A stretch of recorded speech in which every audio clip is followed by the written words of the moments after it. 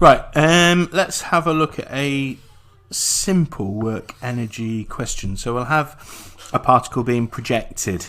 So it has an initial velocity of, let's say, 12 meters per second. There's no driving force, it's just we've got the thing started, and then at some point we'll work out its velocity, which we can kind of guess is going to be a lot less. Let's just put some values in. We'll have 2 meters there, 30 degrees at this point, and we ought to also have some resistance as well. We'll put 23 newtons acting that way. That's our question. Anything missing? 8 kilograms, we'll say, is going to be the mass of the particle. So that's the situation, and we're asked to work out V.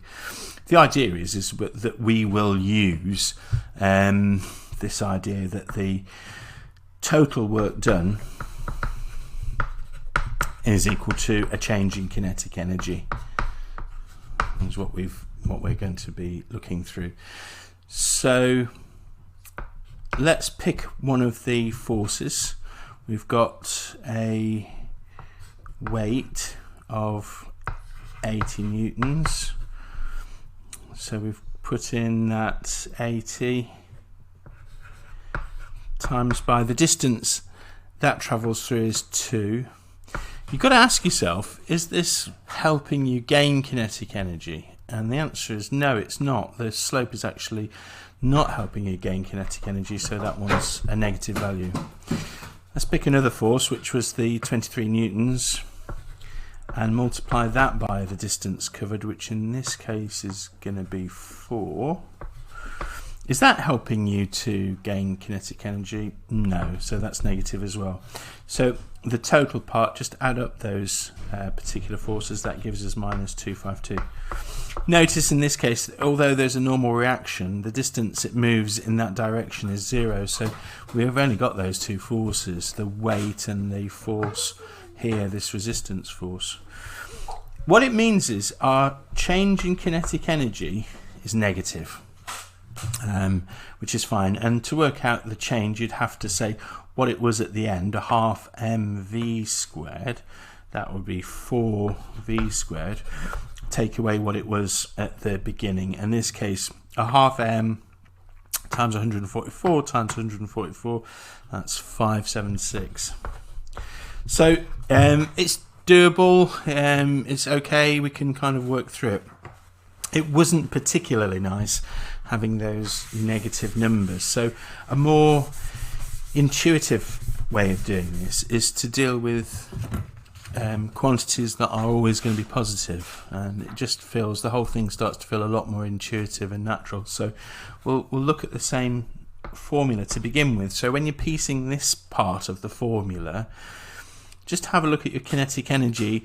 Rather than just saying a general change in kinetic energy, you can actually keep it positive by saying, oh well, in this case the change in kinetic energy is negative. So if I talk about a loss of kinetic energy, that will make things sort of a bit easier for us. So rather than just talking about a change in Ke, we'll say loss in Ke.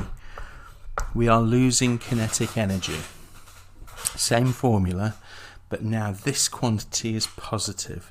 So the question we ask ourselves is, where is work being done that helps us lose kinetic energy? We want to add those together. This force here, the mg times by the h, that work done, is described as the gain in potential energy. It's simply the work done against gravity. So we can talk about a gain in PE, and it's just the work done with this force here, the weight of the particle having to go up the slope, but it will help it contributes to the loss in kinetic energy. The other thing that's happening here is, the other thing that's helping us lose kinetic energy is this frictional force, 23 newtons, and that's being applied for a distance of 4, so plus this bit here, which we call the work done against friction.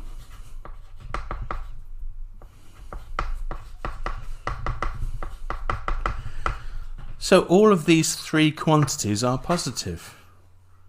just bear in mind that the work done against friction is a positive value, so you've got to think about whether you have to add it or take it, but because we're talking about loss in kinetic energy here, we're going to add to it.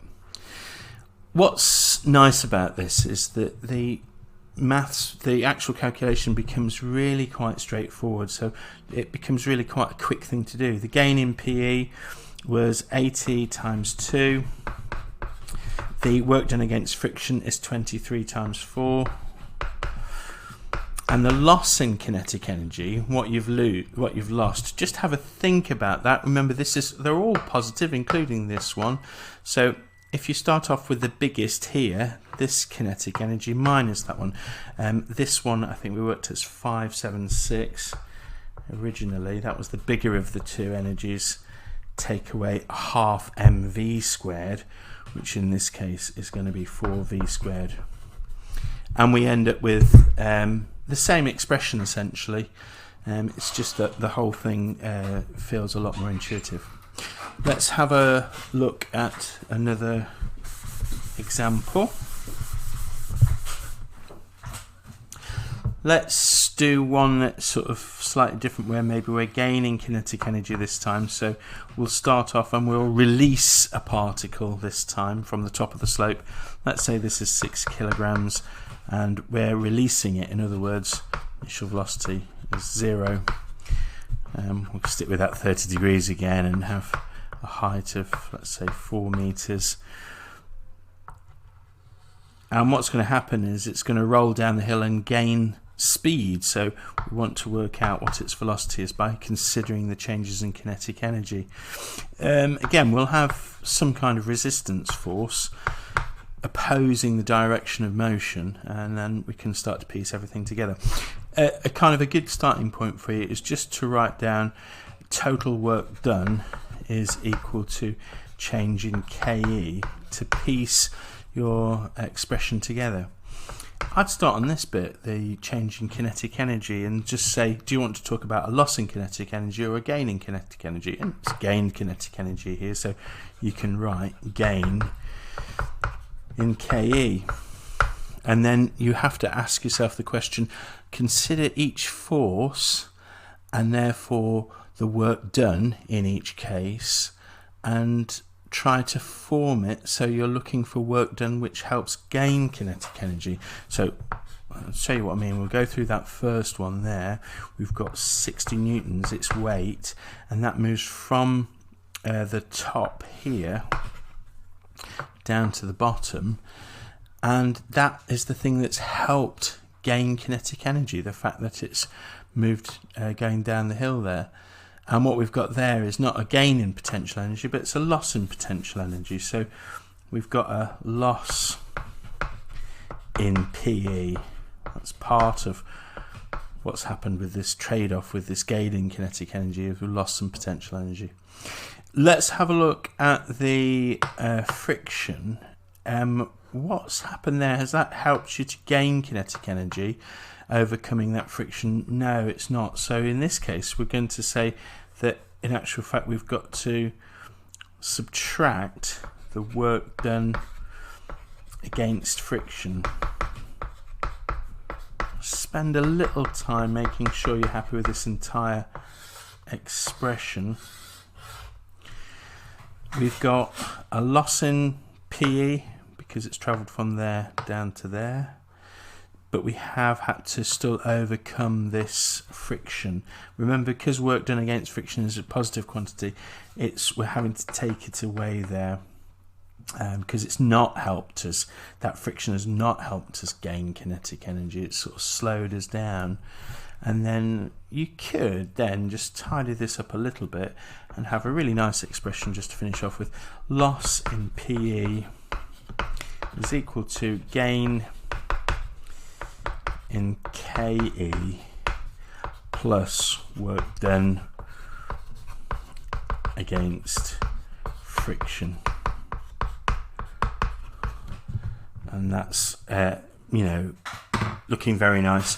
Just see if you can make some sense out of that from a sort of very natural point of view. See if it's making sense to you. You've got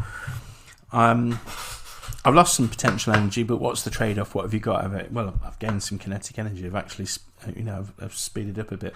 But I also, along the way, I did some work against friction as well.